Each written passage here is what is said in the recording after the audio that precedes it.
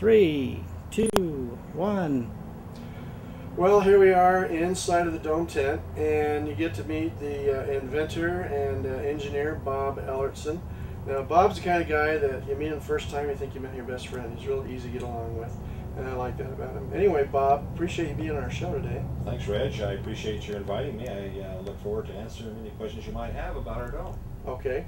Well, we've just seen the demonstration that you normally have on the internet and out there for people to look at, and so we don't need to repeat any of that. But some of the things that I wanted to show our viewers on the show is just a couple of small things that might concern people or they might be a little more curious about. For instance, the solar panel, the little clips that go on the outside of the bar, which is real simple, but it's a picture's worth 1,000 words. Right. And then the stove, a little more detail about the stove, how it works, and how you can.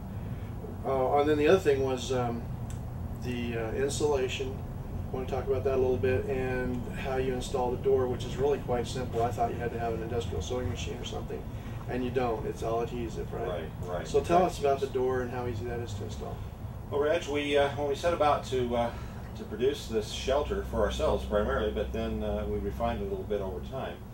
This demonstration unit's been up for about a year, and it's weathering very well, right up there with our expectations. The door, we did not want to have to spend the extra labor and time in order to keep the cost of the shelter low by sewing in permanent windows, doors, that type of thing. We did some research and we found an excellent, literally peel-off adhesive, high-strength adhesive, heavy-duty number 10 self-lubricating zipper that we use for the door. You take the door, use the two triangular sections, take the center frame out, which gives you a very large and spacious door to walk through, even for big guys like me and you. Right. Basically, you take some alcohol wipes once you've decided where you want this to go. There's two 7-foot-long zipper sections. You clean the area that is going to adhere to the tent cover, the dome cover, and then you go ahead and start at the bottom with the two zipper handles down. That's important. Don't do it the other way around.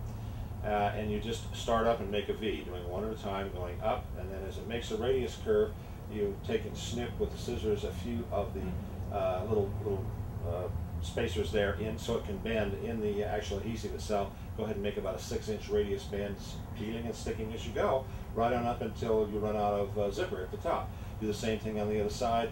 Then you go ahead and smooth it down well, make sure you've got a good adhesion. Unzip the zippers, take a sharp razor blade and carefully just cut the underlying cover free, and then trim it back a little bit so it doesn't interfere with the zipper, and you've got it. Same thing with the window. Those are 4-foot window sections. You can make V-shaped windows, and we include one door kit, one window kit with the overall Turtle Tough kit, but we have extras available should you wish to put in more. And the manual that you send with the kit when the customer buys it really gives detail about how to do all these things we're going to be talking about today, right? It does. In fact, we've taken time to take a lot of photographs and include those in the manual. The frame, for example, a lot of people look at that and they say, wow, that's really technical, that's really high-tech. It is high-tech, but it's really very simple to erect. We have, of course, detailed step-by-step instructions, and we've color-coded, and we have a diagram of the dome and all the bars with their color codes. The 24-footer uses red, blue, and yellow length bars, and so you simply put them where you see them on the diagram and bolt them in place, tighten down the bolts, and you're ready to then look at putting on your insulation and your cover. Goes up. We had a gentleman who had not done it before, and his grandson, he said he put one up in an hour and 20 minutes, the frame. So it's fairly straightforward. Again, it's not a structure that you want to set up for just camping over a weekend, but it's something that will take probably half a day with a couple of people, but once you get it up and you get it anchored tightly to the ground, it'll withstand extreme winds. It is there for a year or two or more if you need it to live. Another nice feature about this, if you ever want to look at it as an investment rather than just solely as something to live in an emergency, which would be a dang good implement in your emergency preparation equipment, is you have a clear cover that can go over it and turn it into a greenhouse, right? That's correct. A lot of people were asking about that, and so we did some research from our manufacturers, and we obtained a same size cover with the same grid pattern in it, which resists tearing if it happens to get punctured, but we did it in clear, which is about 90% transmission of light. We've sold a lot of covers over and above, the clear covers over and above the basic kit for people to then set up the frame, in their backyard, wherever, and they put the clear cover over it and use it as a greenhouse in the meantime. And then, should they have to flee away, it comes down very quickly, and they can disassemble the whole thing and take cover and all greenhouse cover. Well, let me mention a couple of things that our viewers might want to be aware of in reference to what we've just talked about. One is this is the largest that you make that we're inside of right now, and you're manufacturing the process of having a smaller one, which our customers can see on the website. But if money's not an object or a problem, I'd highly recommend you get this one for the family and buy the smaller one for your greenhouse, because you're going to need a place to grow vegetables year-round, if you're really wanting to be prepared and self-sufficient. And this isn't for everyone. This is just an idea, another tool that you can choose to use or not to use. Another thing which I talked to Bob about is I have a good friend by the name of Mike Rigby who has invented a stove that's different than the stove we're going to see today, that's for the greenhouse only. It's not for when you have family members, and it burns tires for fuel. And it keeps that greenhouse warm during those cold winter snap months. So if you had a second one, or you want to put the clear over the big one, we're going to show you in a couple weeks in another episode Mike's stove that burns tires, and how you clean it out and how you keep your greenhouse warm. So that's something to think about when you're trying to get prepared and thinking about what if and what I want to be prepared to do and things like that. Now let's go to what we talked about. Let's show them the solar panel that's really great for light. And you mentioned that you could, and I want you to mention about that now, you can take and add a couple more solar panels that you can get at a local hardware store, like Tool Harbor Freight, and you can charge what other items, or use what other items you were talking about earlier. Well, the solar panel, the reason we came up with that is as we got to thinking about it, of course I'm fairly high-tech engineering background, physics, so it's not a problem for me to find the necessary components to build a good electrical system for my shelter in the wild, and also to take care of heating. But we decided we'd put together a modular package, if you will, a system, so that the average person or couple who are not really high-tech and just want a good, safe, secure shelter, you want to have light in it. So we put together a simple 5-watt solar panel. I'm going to show you that in just a moment, and new high-tech LED lights, which last a long time and are very efficient, give off a great deal of light. To give them light then, so that they can have consistent light, eternal light if you will, because with nickel cadmium rechargeable batteries, you can recharge them 800 to 1,000 times. Literally, it would last for years and years. Or you can take and pull a battery out of your car, a 12-volt battery, and the solar panel will help keep it charged as well. Now, it's not a huge solar panel, so if you're wanting to run extra things with it, what they call an inverter, which changes 12-volt DC into 120-volt AC, and those are available at Harbor Freight, Costco, and a variety of places. This would allow you then to run other appliances. You would need to have maybe a couple of extra batteries, some golf cart batteries work well, so that you have more capacity. That's your storage tank, if you will. Mm-hmm. And then you would need something to charge it faster, because if you're going to be using quite a bit of power for, say, a wheat grinder, which will take about 700 watts, even more when it starts up, you need more batteries and a bigger, more robust inverter. So I recommend, if you go to Harbor Freight, they have, I think, $199. You can get the big solar panels that'll do 45 watts. Mm-hmm. Also, wind generators are very good because the cost for $1 per watt is very low. You can go to eBay and search on wind generators. It's a good source to find excellent wind generators. And thereby keep your system charged up and run more things, like wheat grinders, mixers, maybe DVDs, computers. And the mixers are what I think would really excite a lot of women out there. Oh, yeah. Realizing you don't have to knead the bread, mm-hmm. and bread's an important part of the home storage program. Exactly. And so, you get your choices here. You can plan ahead and buy a few extra batteries like you just talked about and be able to do that. Right. Well, why don't we show them the solar panel right quick and a couple of the lights you're talking about, Certainly. so they can, pictures worth 1,000 words. Okay. So let's do that now. All right. All right, we'll cut. Okay. And then let's grab it. I'll grab it. You want to hand those to me? I will. If I try and get up out of this thing, I'll get down. Yeah. Aside from a few pesky gnats, it seems to be going quite well. Eh? Yeah. Now, here's this. And the other one's hanging right up there. Yeah. What I'd like to know, because I've never done anything like this before, is how, is there like the wire that you hook to that and you try Yeah, to... that comes with a wire and 2 clips, like you would hook on a battery. One's black, one's red. So So you just hook them And to the this normal. comes in the kit? Yeah, it does. So- This one also comes with a plug that goes in from a cigarette lighter into here. So you can go pick up a converter to go from this to a cigarette lighter. So basically, you hook this into the plug on the panel here, Okay. right there, and then set it out in the sun at the proper angle so the sun's hitting it directly. It starts to generate power. Then this goes either into your storage battery from your car, which is fine, or if you want to. Let me stop. Let's do that. Let's explain that, and rather than have you be redundant. You know. Sure, I'm sorry, I forgot he wasn't. I know it's easy to. Oh, roll it. I could tell you're impassioned, like You're really going there. All right. You're really Wind in up your here. element here. Yeah, Bob's winding So up. that's. I want all of that. All right, you know, I'll we get can it. always put in on the extra DVD and cut out what we want and don't want. Sure, okay, go. Now you're gonna like start a new little segment. Yeah. Okay, so I'll zoom in on you and then. Isn't this fun? It is. Oh, I'm a ham. I've done some stuff. There you go. That's what's going on. I'm becoming one. Get repertoire some one-liners. People start dozing off. Going to the joke mode. Ready? Yeah. 3, 2. Okay, so now we're going to have you show us the solar panel that we talked about. Go ahead and show us all the details about it because people are intimidated by high-tech stuff. That's true. Including myself. And, So. and Reg, we decided that if we were going to make a system that was high-tech and strong and functional, we wanted also to make it simple. Because most people are not engineers, they're not electrical engineers or mechanical engineers, Right. they don't want to be. So we tried to put Just a plug it in and flip it Plug on. it in That's and what. flip it on. Yeah, we tried to make a system that was pretty well goof-proof. What we did for lighting, obviously you're up in the woods, it's dark, whatever. You need some light, and you can use candles and these other things. They're dangerous, they're fire hazard, they stink, and so forth.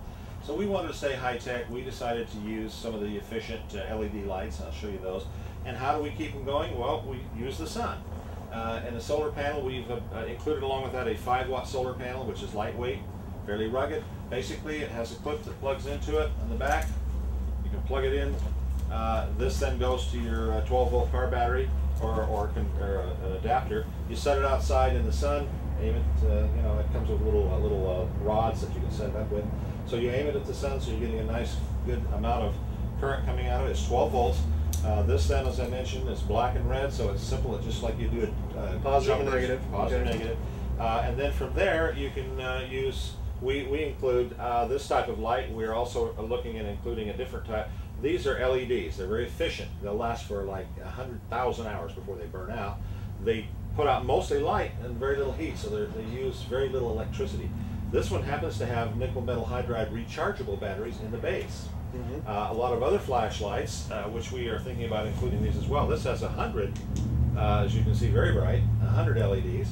This has AAA's in it, so you could recharge That are nickel- rechargeable rechargeable nickel cadmium, rechargeable LEDs, and we include a little bit of a training DVD with our kits to help people learn how to do that. If you want something larger, of course, you, like myself, I want something to maybe have enough power to be able to grind bread with a grain mill, be able to mix the bread, those types of things. These require more power. You would need maybe a bigger storage battery, a bigger RV battery or golf cart batteries. You'd need more solar panels or even a wind generator, which are available on eBay at several $100s, but they're efficient. In a wind, they'll put out a lot of electricity. Both of these can be charging at the same time right into your battery. Then you take the power from your battery, of course, you run it either to 12-volt appliances or you run it through what they call an inverter, which changes the DC 12 volts from the battery. We got another show we're doing later today. Well, you're staying busy, huh? Yeah, it's not in Spanish work. Okay, ready? Yeah. 3, 2. Now, one of the things I think is really important for the viewers to know is that these tents that you can buy that are dome tents, that you get at your local sporting goods stores or your Sears or your Kmart, they're great for going out for a day or two on the weekend, going camping and setting up and spending the night. But if you have to live in them, they will not last very long because of the UV rays. This particular dome tent has a really unique material that will resist the UV rays from the sun, so that you can stay in it literally for years if you had to, not that you'd want to or have to, but it's nice to have that backup if you need it. Now the next thing I wanted Bob to show us is how, once you've put the cover on the dome, how you anchor it to the poles themselves, and so he's going to show that to us. All right, Rich, thank you. Yes, I tend to like to differentiate with nomenclature. This is more than a tent. A tent is something we all think about that you'd set up for a few days or a week, and it goes up very quickly and it goes down again. But you're absolutely right. The fabrics that they're made out of and so forth will not withstand the rigors that we would like them to last years. So we kind of look at this as a shelter, a geodesic dome shelter. So basically, it has and you've seen the other information about how we engineered the frame and so forth. But to show you the cover, this is a piece of cover that we punched a hole in deliberately. The gridding inside will make it so that you cannot tear it or rip it. And then we have patching tape that comes along with it, special tape. So if you have a tree branch falls on it, you can easily and quickly repair it. And unlike canvas, if there's a wind blowing and a tree falls in the wind and it punches through a canvas tent, I've seen them absolutely, the wind catches it and just shreds the whole tent right off. You're standing there with nothing but a frame, which is catastrophic. This will not do that. You may have a hole, but you can, after the storm goes by, you can go out and patch it. So how do we put the cover over and then fasten the frame? We came up with a fairly unique way of doing that, so that the cover is totally monolithic, if you will. There are no holes in that cover. You can have standing water on top of it. It will not leak in. It's absolutely waterproof. Okay. And it's very slippery, so snow will slide off. But what we do is I've taken one of the bars here. There are bars that run around the bottom. There's one of the frame members. They're 1 inch thick aluminum alloy aircraft. Basically, you come down, I'll come from behind it as though this were the cover from the outside. You come down with the cover and it wraps under the bar and up over the bar on the inside. So it's like a 1/2 inch around a pole. Right. And then you would take these clips that we provide with it. There's 45 of them to go on there, and you snap it in place, and then the cover cannot come loose. We also have, for extra security, a little self-tapping screw that you could use a little battery-powered drill very quickly, or even a hand screwdriver, and it's self-tapping and goes right down and makes a small hole into the frame, and then it absolutely cannot come loose. In fact, a little story comes to mind. When we first built this a year ago, we set it up and we were a little lazy, so we didn't stake it down. Right. We thought, well, we'll get around to it, the old around to it thing. And it came back to bite us. The neighbor, who was kind enough to let us use his back lot, because we didn't have one big enough to set it up in, he called and he says, "Come quick, big storm came up, microburst just blew your dome away." So I envisioned all kinds of horrible things of twisted wreckage, and I came carrying down here, came running back in the field, and it was fine. It was sitting there, it was moved, but there was no damage that I could see. And I said, "What happened?" He says, "Well, the wind picked it up about 10 feet in the air, blew it through the air about 12 feet. It came right down on its edge." He said, "It looked like a manhole cover. It went clank and just kind of rolled around like a quarter on a table and went plop." I went inside, I checked every fitting, every clip, and every fastener, bolt, and frame. There was nothing damaged. I was very impressed. Didn't plan on doing that, but it was an excellent destructive test. I honestly believe if we had an earthquake and it rolled this thing over, all you'd have to do is wait till it stopped shaking, tip it back over, and go back inside and start living again. Needless to say, we got busy and decided to stake it down. We recommend large pointed carpenter stakes. It can be obtained at Eagle Hardware or any of the home show department places. They're about $2.50, but they're solid steel. They're about as big as my thumb. They have little holes punched in the top, and you literally then put it, at least 6 of them, next to the bottom hub so that they're strong. Drive them in at an angle, and then we provided 36-inch long, very, very strong zip ties, big industrial ones, that you wrap it around about 6 times and zip lock it tight, and it'll hold probably 1,000 to 1,200 pounds. So with 6 of those, we've had also big winds since then, 80-mile-an-hour winds, no movement, doesn't move at all. So that's what we've recommended, and that's the system that we include to make sure that it's going to stay put. Okay. Well, that's it for this interview. I hope that you'll go to our website, and showing here on the screen now, and look into this as an investment, whether it's for garden, for personal use. Just depends on where you live. Not everybody needs one, but it's just another tool, another device that you might want to consider seriously investing in that doesn't cost an arm and a leg like a lot of them do out there. The one thing we didn't talk about that I want the viewer to know is they do have these panels of insulation that are silver and reflect and keep the heat in, and they're very easy to install. You can use tape, which comes with it, or you can use you can buy some rolls of Velcro and you can Velcro them on. And so it's very easy to keep the heat in, and you can Velcro over the window if you put a window in it and that kind of thing. So just be aware that it's not, you don't have just the choice only of the white cover. The insulation does come with it too, which you can choose to use when and if you need to. So that's it for the show today, and thanks for watching, and I hope you enjoyed it. Thank you. Thank you, Bob. And clear. We can do it.